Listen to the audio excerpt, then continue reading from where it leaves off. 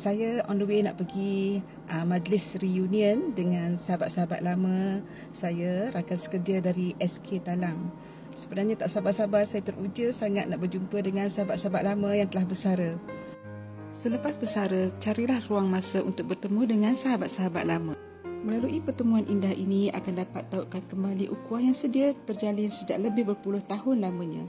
Di kesempatan ini kami sempat mengadakan tahlil untuk sahabat-sahabat yang telah lama pergi. Selain mengimbas nostalgia lama, kita juga dapat mendengar perkembangan terkini daripada sahabat-sahabat kita. Sekurang-kurangnya perkongsian ini dapat melegakan dan menyenangkan hati kita. Di sini kita lupakan soal pangkat dan status kerana kita semua sama, kita kan pesara. Kebersamaan ini mengeratkan lagi ukhuwah kami, terasa sebagai adik-beradik, sayangnya bagai adik dan kakak.